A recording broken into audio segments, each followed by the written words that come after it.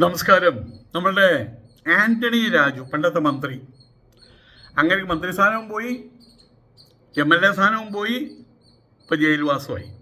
ഇപ്പോൾ ജാമ്യം കിട്ടിയിട്ടുണ്ടെന്ന് തോന്നുന്നുണ്ട്. നമ്മളെന്താ അറിഞ്ഞത്? ഒരു ഷെഡ്ഡി സംബന്ധമായിട്ടുള്ള എന്തോ ആണ്. അതുകൊണ്ട് ആരും അത് കാര്യമായിട്ട് എടുത്തില്ല. ഷെഡ്ഡി സംബന്ധമായിട്ട് ആരോ അപമാനിക്കാൻ എന്തോ ഷെഡ്ഡി കയറി വെക്കുകയൊക്കെയും ചെയ്യുമല്ലോ, അങ്ങനെ എന്തോ ആണെന്നാണ് വിചാരിച്ചത്. പക്ഷേ പ്രശ്നം അതല്ല.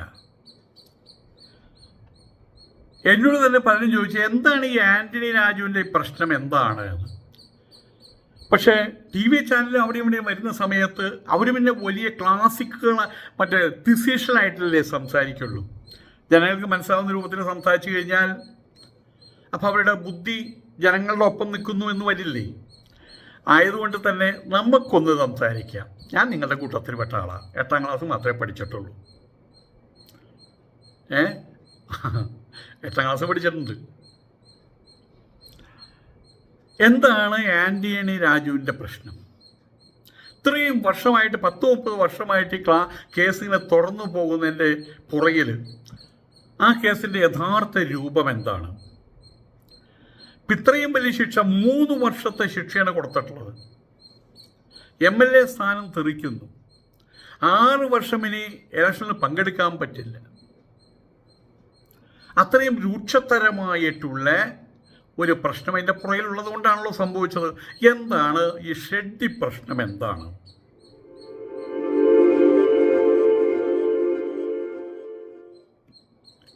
ആന്റണി രാജുവിൻ്റെ കേസ് ഷെഡ്ഡി അതുമായിട്ട് ബന്ധപ്പെടുത്തിയൊരു കേസാണത്. അതെന്താണെന്ന് വളരെ രസകരമായിട്ടുള്ള ഒരു കാഴ്ചയിലൂടെ നിങ്ങൾക്ക് കാണണോ? നിങ്ങളൊരു കാര്യം ചെയ്താൽ മതി.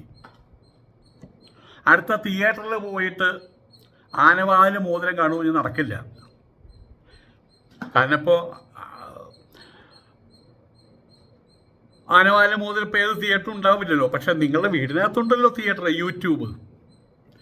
അതിൽ ആനവാൽ മോതിരം AANA ആണ, അതാണ് ഈ ആന. വാൽ VAL വാലു. മുത്തീരം ഇംഗ്ലീഷിലല്ലേ അടിക്കുന്ന എല്ലാവരും. അപ്പോൾ ആനവാലു മുത്തീരം എന്നടിച്ചാൽ ആ സിനിമ ഇങ്ങോട്ട് വരും, ആനവാൽ മോതിരം. അതാണ് ആന്റണി രാജുവിൻ്റെ കേസ്. ആനവാൽ മോതിരം അത് തന്നെ കേസ്. അത് ദാമോദരൻ കോഴിക്കോടുള്ള അദ്ദേഹമാണ് അതിൻ്റെ തിരക്കഥ എഴുതിയത്. ഈ കേസ് അദ്ദേഹം എങ്ങനെയോ അറിഞ്ഞിട്ടുണ്ട് എന്ന് വേണം കരുതാൻ. കാരണം ഈ കേസുമായിട്ട് ബന്ധപ്പെട്ട കാര്യങ്ങൾ ഡിറ്റോ ഈ ആനവാൽ മോതിരത്തിനകത്തുണ്ട്. ഇന്ന് അദ്ദേഹം ജീവിച്ചിരിക്കുകയാണെങ്കിൽ അദ്ദേഹത്തോട് പോയി ചോദിക്കായിരുന്നു, ദേവടനാടോ എനിക്കത് കിട്ടിയേ എന്ന്. അന്ന് ഭാവനയിൽ ഉരുത്തിരിഞ്ഞൊരു കേസെന്നാണ് വിചാരിച്ചത്. പക്ഷേ ഈ സംഭവം കഴിഞ്ഞിട്ടാണ് ആ കേസുണ്ടായത് എന്നുള്ളത് കൊണ്ടും ഇപ്പോൾ ഈ കേസിൻ്റെ യാഥാർത്ഥ്യങ്ങൾ പുറത്തു വന്നപ്പോൾ അതും ഇതും തമ്മിൽ ഒരു വ്യത്യാസവുമില്ല എന്നുള്ളത് കൊണ്ടും ഈ ദാമോദരനോട് ഈ കാര്യം ഇതിനകത്തുള്ള ആരോ പറഞ്ഞു കൊടുത്തിട്ടുണ്ട്. സാറേ തിരക്കഥ എഴുതിക്കോ, കഥ എഴുതിക്കോ, ഇതാണ് ഇവിടെ നടന്നതെന്ന്. അപ്പം ആയതുകൊണ്ട് തന്നെ നിങ്ങൾക്ക്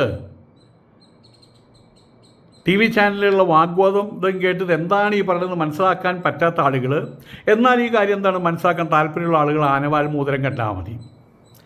ഏതായാലും ഇവിടെ ഞാൻ പറയാൻ പോകുന്ന ആനവാൽ മോതിരത്തിൻ്റെ കഥ എന്ന് പറയരുത്, ആന്റണി രാജുവിൻ്റെ കഥയാണ്. അത് ആനവാൽ മോതിരത്തിൻ്റെ കഥ തന്നെയാണ്. 30 വർഷം പഴക്കമുള്ള കേസാണത്. തൊണ്ടി മുതൽ തിരിമറി. എന്താണ് ഈ തൊണ്ടി മുതൽ തിരിമറി? ഇപ്പോൾ നിങ്ങളുടെ കേസിൽ നിങ്ങളുടെ വീട്ടിൽ ആരെയും ബോംബെറിഞ്ഞു എന്നിരിക്കട്ടെ. ബോംബെറിഞ്ഞിട്ട് അവിടെ കുറച്ച് ചെറിയ തീപിടുത്തമൊക്കെ ഉണ്ടായി, പല സ്ഥലങ്ങളിലും അവിടെ പൊട്ടും തെറിക്കലൊക്കെ ഉണ്ടായി. പോലീസുകാർ വന്ന് എന്ത് ചെയ്യും? ആ ബോംബെറിഞ്ഞതിൻ്റെ പേരിൽ വല്ല കർട്ടന് അല്ലെങ്കിൽ ഡോറിന് കേട് വന്നിട്ടുണ്ടെങ്കിൽ, വല്ല ചില്ല് പൊട്ടി കിടക്കുന്നുണ്ടെങ്കിൽ, അല്ലെങ്കിൽ അവിടെ ചവിട്ടി, ആ ചവിട്ടിയിൽ ആ ബോംബെറിഞ്ഞ കൂട്ടത്തിൽ ആരെങ്കിലും ആയിരിക്കും ഒരു ചെരുപ്പ് എടുക്കുന്നുണ്ടെങ്കിൽ ആ ചെരുപ്പൊക്കെയും കെട്ടിപ്പോയി കൊണ്ടുപോകും. അതാണ് തൊണ്ടി മുതൽ. തെളിവിലേക്കുള്ള തൊണ്ടി മുതൽ. ഈ തൊണ്ടി മുതൽ വിദഗ്ധമായിട്ടെടുത്ത് മാറ്റി കേസ് ജയിക്കാൻ വേണ്ടിയിട്ട് അതാണ് ആൻ്റണി രാജു ചെയ്തത്. ഇതിൻ്റെ പേരിൽ അദ്ദേഹം കുറ്റക്കാരനാണെന്ന് Nedumangad judicial first class magistrate കണ്ടെത്തി. ശിക്ഷാവിധി ഉടനെ ഉണ്ടാകുമെന്നും പറഞ്ഞു. കുറ്റപത്രം സമർപ്പിച്ചിട്ട് വർഷം 19 കേട്ടോ. ജീവപര്യന്തം വരെ ശിക്ഷ ലഭിക്കാൻ. ഇതിപ്പോൾ ഇതേ കേസ് സൗദി അറേബ്യയിലാണെങ്കിൽ ആൻ്റണി രാജുവിന് മരണം വരെ അവർ ചിലവ് കൊടുത്തേനെ. ഈ മരണം വരെ എന്ന് പറയുമ്പോൾ ചിലപ്പോൾ പിറ്റേ ദിവസം കൂട്ട മരണം. കാരണം മയക്കുമരുന്നുമായിട്ട് ബന്ധപ്പെട്ട കേസാണ്. ബാക്കിയെല്ലാം അവർക്ക് സഹിക്കാൻ പറ്റും. പക്ഷേ സൗദി അറേബ്യയിൽ ഇപ്പോഴും മയക്കുമരുന്ന് സംബന്ധമായിട്ട് കേസ് വന്നു കഴിഞ്ഞാൽ ഉടനെ തന്നെ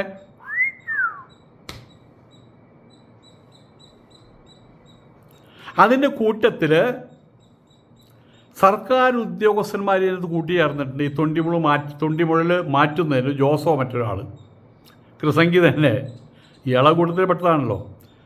അപ്പോൾ സർക്കാർ ഉദ്യോഗസ്ഥന്മാരുടെ വിശ്വാസവഞ്ചന, അവരും ഇയാളുമായിട്ട് ഗൂഢാലോചന നടത്തിയത്, വഞ്ചന, തെളിവ് നശിപ്പിക്കൽ, എന്നിട്ട് കള്ളത്തെളിവുണ്ടാക്കി യഥാർത്ഥ തൊണ്ടി മുതൽ എടുത്ത് മാറ്റിയിട്ട് ആ തൊണ്ടി മുതൽ തന്നെ അതിൻ്റെ നീളവും വണ്ണവും കുറച്ച് അവിടെ തന്നെ കൊണ്ടിട്ടു.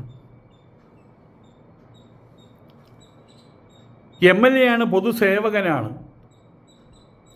അദ്ദേഹത്തിൻ്റെ നിയമലംഘനത്തിന് കുറച്ചുകൂടി കാഠിന്യം കൂടും, കോടതിക്ക് ഇഷ്ടപ്പെടില്ല. വ്യാജരേഖ ചമയ്ക്കൽ, അങ്ങനെ നിരവധി വകുപ്പുകൾ ചേർത്തിട്ടാണ് ഈ പ്രതികളെ കുറ്റക്കാരാണെന്ന് കണ്ടെത്തിയത്. ഇന്ത്യൻ പീനൽ കോഡ് ഭാരതീയ ന്യായ സംഹിത 34 പൊതുവായിട്ട് ഉദ്ദേശത്തോടു കൂടിയിട്ടുള്ള ഒത്തുചേർന്നുള്ള കുറ്റകൃത്യം. 409 ഭാരതീയ ന്യായ സംഹിത IPC. ഭാരതീയ ന്യായ സംഹിതയും ഇതും നമ്പർ തമ്മിൽ വ്യത്യാസമൊന്നും അറിയില്ല. പക്ഷേ ഇത് പണ്ടത്തേതായതുകൊണ്ട് IPC എന്ന് പറയുന്നു. IPC 409 സർക്കാർ ഉദ്യോഗസ്ഥൻ്റെ വിശ്വാസവഞ്ചന. 10 വർഷം മുതൽ ജീവപര്യന്തം വരെ ശിക്ഷ കൊടുക്കാവുന്നത്. 120B ഗൂഢാലോചന, 420 വഞ്ചന, 201 തെളിവ് നശിപ്പിക്കൽ, 193 കള്ളത്തെളിവുണ്ടാക്കൽ, 217 പൊതുസേവകൻ്റെ നിയമലംഘനം, 465 വ്യാജരേഖ ചമയ്ക്കൽ, 468 വഞ്ചിക്കണമെന്ന ഉദ്ദേശത്തോടു കൂടി വ്യാജരേഖ ചമയ്ക്കൽ. ഇതൊക്കെയാണ് വകുപ്പുകൾ. ഇതിൽ ചില വകുപ്പുകൾ നിലനിൽക്കുന്നതല്ല. എന്നാൽ നിലനിൽക്കുന്ന വകുപ്പ് 120B, 201, 90, 93, 409, 34 വകുപ്പുകൾ നന്നായിട്ട് നിലനിൽക്കും. 409 വകുപ്പ് പ്രകാരം 2 വർഷത്തിൽ കൂടുതൽ ശിക്ഷ ലഭിച്ചാൽ നിയമസഭ അംഗത്വം നഷ്ടപ്പെടും. ഇപ്പോൾ 3 വർഷം ശിക്ഷ കിട്ടിയിട്ടുണ്ട്. ഇന്ന് ഉത്തരവ് ഇറങ്ങുന്ന തോന്നുന്നു MLA സ്ഥാനം തെറിച്ച് കളഞ്ഞു എന്ന് പറഞ്ഞിട്ട്. ഈ ശിക്ഷാവിധി മേൽക്കോടതി ഹൈക്കോടതി തടഞ്ഞില്ലെങ്കിൽ ആൻ്റണി രാജുവിന് അടുത്ത 6 വർഷം നിയമസഭാ തെരഞ്ഞെടുപ്പിൽ മത്സരിക്കാനും പറ്റില്ല. എന്താണ് ഈ കേസിന് കാരണമായിട്ടുള്ളത്? അടിസ്ഥാനം എന്താണ്? 1990 30 വർഷം അതിനപ്പുറമായി കേട്ടോ. 1990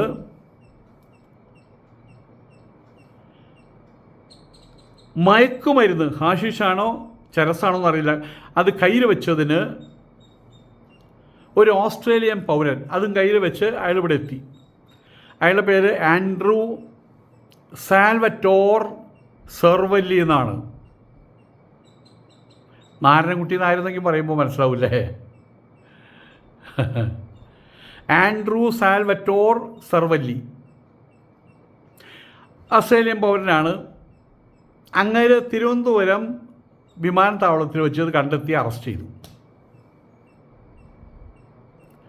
സെർവല്ലി അന്ന് ധരിച്ചിരുന്ന ഡ്രോയർ അത് കടും നീല വസ്ത്രമായിരുന്നു, കടും നീല അടിവസ്ത്രമായിരുന്നു. അതിൻ്റെ രഹസ്യ പോക്കറ്റിൽ ഒളിപ്പിച്ചു വെച്ച നിലയിലാണ് ഈ സാധനം കള്ളക്കടത്തായിട്ട് ഇവിടെ കൊണ്ടുവന്നത്. ഈ കേസിൽ കോടതിയിലൊന്ന് പറ്റൻറ്റ് ചെയ്ത് ആൻ്റണി രാജു അയാളോട് ഒത്തുചേർന്ന് കുറേ കള്ളപ്പണികൾ കാണിച്ചതിൻ്റെ പേരിൽ എന്താ ഈ കേസിൽ 2ാം പ്രതിയായി ആൻ്റണി രാജു. പ്രതിയെ രക്ഷപ്പെടുത്താൻ വേണ്ടിയിട്ട് കേസിലെ നിർണായകമായിട്ടുള്ള തെളിവ് തൊണ്ടി, അത് കടും നീല നിറത്തിലുള്ള ഒരു ഷെഡിയാണത്, ബനിയൻ ക്ലോത്താണത്, ബനിയൻ ക്ലോത്തുള്ള തുണിയാണ്. ആ അടിവസ്ത്രം രഹസ്യമായിട്ട് ഇയാൾ ഇത് കാത്തു സൂക്ഷിക്കുന്ന ആളുടെ കയ്യിൽ നിന്ന് അയാൾക്ക് എന്തൊക്കെയോ കൊടുത്ത്, പാരിതോഷികം കൊടുത്ത്, അയാളെക്കൊണ്ട് സാധനം പുറത്തെടുപ്പിച്ച് അതിൻ്റെ അളവ് മാറ്റി തയ്പ്പിച്ചു. എന്നിട്ട് തിരിച്ച് അവിടെ തന്നെ കൊണ്ടുവച്ചു. അന്ന് LLB കാരനാണ്, ജൂനിയർ അഭിഭാഷകനാണ്, ഒരു സീനിയർ അഭിഭാഷകയുടെ അസിസ്റ്റൻ്റാണ് ആൻ്റണി രാജു. അയാളാണ് പ്രതിയായ സർവല്ലിക്ക് വേണ്ടി വാദിച്ചത്. സെഷൻസ് കോടതി തുടക്കത്തിൽ സർവല്ലിയെ കുറ്റക്കാരനാണെന്ന് കണ്ടെത്തുകയും 10 വർഷത്തെ തടവിന് ശിക്ഷിക്കുകയും ചെയ്തു. എന്നാൽ 1991 കേരള ഹൈക്കോടതി അദ്ദേഹത്തെ കുറ്റവിമുക്തനാക്കി. അതിന് കാരണം എന്താണ്? അവിടെ അഡ്വക്കറ്റായിട്ട് ഉള്ള ആൻ്റണി രാജു പറഞ്ഞു, സാർ എനിക്കൊരു കാര്യം പറയാനുണ്ട്, ആ തൊണ്ടി മുതൽ ഒന്ന് പരിശോധിക്കണം. അത് ഇയാളുടെ ഡ്രോയറൊന്നും അല്ല, ഇയാൾ അങ്ങനെ ഒരു വസ്ത്രം ഇട്ടിട്ടൊന്നുമല്ല അവിടെ വന്നിട്ടുള്ളത്, പോലീസുകാരൻ മനഃപൂർവ്വം ഓരോന്ന് പറഞ്ഞുണ്ടാക്കുകയാണ്. ശരി, അതെടുത്ത് കാണിച്ചു. പരിശോധിച്ചപ്പോഴത്തെ സ്ഥിതി എന്താണ്? ആ വസ്ത്രം പ്രതിക്ക് യോജിക്കില്ല. പ്രതിയുടെ പകുതി പ്രായമുള്ളൊരു കുട്ടിക്ക് യോജിക്കുന്ന കാര്യം മാത്രമാണ് ആ ട്രൗസർ, ഷെഡി. പ്രതിയുടെ സർവല്ലിയുടെ ഉയരത്തിനും തടിക്ക് അനുയോജ്യമായിട്ട് അയാൾക്ക് അത് വലിച്ചു കയറ്റാൻ പറ്റില്ല. അതിനെ അടിസ്ഥാനമാക്കിയിട്ടാണ് സംശയത്തിനിട നൽകുന്ന കാര്യങ്ങളാണെന്നും പറഞ്ഞ് വെറുതെ വിട്ടയച്ചത്. ഇതിൽ തെളിവ് നശിപ്പിക്കുന്ന ഒരു കാര്യമുണ്ടായിട്ടുണ്ട് എന്നുള്ളതിനെക്കുറിച്ച് ശക്തമായിട്ടുള്ള സംശയം കോടതി ബെഞ്ചിനുണ്ടായിട്ടുണ്ട്. പക്ഷേ തെളിവുകൾ പ്രതിക്ക് അനുകൂലമായിട്ടാണ് വന്നത്. അതിനെ തുടർന്ന് അന്വേഷണം ഉണ്ടായി. ആൻ്റണി രാജു കോടതിയിൽ മെറ്റീരിയൽ ഓബ്ജക്ട്സ്, ഈ തൊണ്ടി മുതൽ കാത്തു സൂക്ഷിക്കുന്ന മുറിയിൽ നിന്ന് അടിവസ്ത്രം കൈക്കലാക്കാൻ കെ ജോസ് എന്ന കോടതി ക്ലാർക്കുമായിട്ട് ഗൂഢാലോചന നടത്തിയായിട്ട് കണ്ടെത്തി. ഹൈക്കോടതി വാദം കേൾക്കുന്നതിനിടയിൽ രാജു വസ്ത്രമെടുത്ത് വെട്ടിച്ചെറുതാക്കി 4 മാസത്തിന് ശേഷം അത് തൻ്റെ കക്ഷിക്ക് അനുയോജ്യമാകില്ലെന്ന് ഉറപ്പാക്കാൻ കോടതിയിൽ തിരികെ നൽകി. ഇതാണ് അദ്ദേഹം ചെയ്ത കുറ്റം. ഇവിടെ ട്വിസ്റ്റായിട്ട് വന്നത് മറ്റൊരു കാര്യമാണ്. ഇയാളെ വെറുതെ വിട്ട് അയാൾ ഓസ്ട്രേലിയയിലേക്ക് പോയി. അയാളൊരു സ്ഥിരം കുറ്റവാളിയാണ്. അവിടെ ചെന്ന് എന്തൊക്കെയോ പണി ഒപ്പിച്ച് അവിടെ ജയിലിൽ പോയി. അയാൾ ഓസ്ട്രേലിയ ജയിലിൽ പോയി. സർവല്ലി അവിടുത്തെ ജയിലിൽ വീണ്ടും പോയി മറ്റൊരു കേസിൽ. അവിടെ വെച്ച് അയാളുടെ വായന്ന് വീണ് കിട്ടിയതാണ് ഈ കൃത്രിമത്വം നടന്നു എന്നുള്ള കാര്യം. എങ്ങനെ നടന്നു, എപ്പോൾ നടന്നു, ആർക്ക് കൈക്കൂലി കൊടുത്തു, എവിടെ കൊണ്ട് തയ്പ്പിച്ചു, എവിടെ തന്നെ അവിടെ കൊണ്ട് എന്നിത്യാദി കാര്യങ്ങൾ മുഴുവൻ ഈ സർവല്ലി ഒരു പ്രത്യേക സാഹചര്യത്തിൽ വെളിപാടാക്കി. ഈ കാര്യം ഇന്റർപോൾ ഇന്ത്യൻ അധികൃതരെ അറിയിച്ചു. വീണ്ടും കേസ് ശക്തി പ്രാപിച്ചു. വീണ്ടും 1994 ഈ കേസ് വീണ്ടും FIR ഇട്ട് രജിസ്റ്റർ ചെയ്യുകയും 2014 കുറ്റപത്രം സമർപ്പിക്കുകയും ചെയ്തു. ആ കേസിലാണിപ്പോൾ ക്രിമിനൽ ഗൂഢാലോചന, വഞ്ചന, തെളിവ് നശിപ്പിക്കൽ എന്നീ കേസുകളിലാണിപ്പോൾ ഇദ്ദേഹത്തിനെതിരെ വിധി വന്നിട്ടുള്ളത്. ഈ കേസിൻ്റെ കാര്യത്തിനാണ് അഡ്വക്കേറ്റുമാരെ വിളിച്ചു വരുത്തിയിട്ട് എന്നെ സംബന്ധിച്ചിടത്തോളം അത്യാവശ്യം വിവരമുള്ള എനിക്ക് പോലും ഈ അടിവസ്ത്ര പരിപാടി എന്താണെന്ന് മനസ്സിലായില്ല. ഇത് ഇത്ര വലിയ വിവാദമാണോ? അല്ല ഇത്ര വലിയ വിവാദമാക്കേണ്ട കാര്യമാണോ? ഇപ്പോഴാണ് കൂടുതൽ പരതിയൊപ്പം മനസ്സിലാവുന്നത്. ഇതിൻ്റെ പുറകിൽ വലിയൊരു കള്ളക്കടത്ത് ശൃംഖലയായിട്ട് ബന്ധപ്പെട്ട ചരിത്രമുണ്ടെന്ന് മനസ്സിലാക്കുന്നത്. അതുകൊണ്ടാണ് ഇത് വലിയൊരു കുറ്റകൃത്യമായിട്ട് മാറിപ്പോയതും 30 വർഷം ഇതിൻ്റെ അന്വേഷണം നീണ്ടുപോയതും കോടതി വ്യവഹാരം നീണ്ടുപോയതും ഇപ്പോൾ ഇങ്ങനെ 3 വർഷത്തിൽ ശിക്ഷ ഏറ്റുവാങ്ങേണ്ട ഗതികേട് ഇയാൾക്ക് വന്നതും MLA സ്ഥാനം നഷ്ടപ്പെട്ടതും. അപ്പോൾ അതിൻ്റെ പുറകിൽ ചെറിയ കളിയല്ല വലിയ കളിയാണ് നടന്നിട്ടുള്ളതെന്ന് എനിക്ക് ഇപ്പോഴാണ് മനസ്സിലാവുന്നത്. അതാണ് ഇപ്പോൾ ഞാൻ നിങ്ങളുമായിട്ട് പങ്കുവച്ചത്. ഇതാണ് ആനവാൽ മോതിരം സിനിമയുടെ കഥ. ടി ദാമോദരനാണ് എഴുതിയിട്ടുള്ളത്. അദ്ദേഹത്തിന് ഈ കഥ ആരുടെ കയ്യിൽ നിന്ന് കിട്ടിയെന്ന് ചോദിച്ചാൽ അതിന് തൽക്കാലം ഒരു മറുപടിയേ ഉള്ളൂ. ഈ സിനിമാക്കാരോ സിനിമാക്കാരല്ല, ഈ ആൻ്റണി രാജുവായിട്ട് ബന്ധപ്പെട്ട് അദ്ദേഹം ആരൊക്കെ ആയിട്ട് ബന്ധപ്പെട്ടോ അവരുമായിട്ട് കോടതിയിലുള്ള ആൾക്കാർ അവരിൽ നിന്ന് ചോർന്ന് കിട്ടിയതാണ് ഈ കഥ ടി ദാമോദരൻ എന്നേ പറയാൻ പറ്റൂ. കാരണം അത് തന്നെ ഇത് തന്നെ അത്. എന്തായാലും കേസൊക്കെയും ജയിച്ചു, ഓപ്പറേഷൻ സക്സസ്, പേഷ്യൻ്റ് ഡെഡ് എന്ന് പറഞ്ഞ പോലെയാണ്. ഒരു കേസൊക്കെ ജയിപ്പിച്ചു കൊടുത്തു. പക്ഷേ ആൻ്റണി രാജുവിന് നല്ല പീക്ക് ടൈമിൽ നിൽക്കുമ്പോൾ അയാൾ എന്നേക്കുമായിട്ട് പാതാളത്തിലേക്ക് വീണുപോയി. ഹൈക്കോടതി കൂടി അംഗീകരിച്ചു കഴിഞ്ഞാൽ അങ്ങേരുടെ രാഷ്ട്രീയ ഭാവി, വേറൊരു ഭാവിയല്ലോ, അങ്ങനെ ഗായകനോ അല്ലെങ്കിൽ ശാസ്ത്രജ്ഞനോ ഒന്നുമല്ലോ, അത് നശിച്ചു പോകും. എനിവേ, നമസ്കാരം.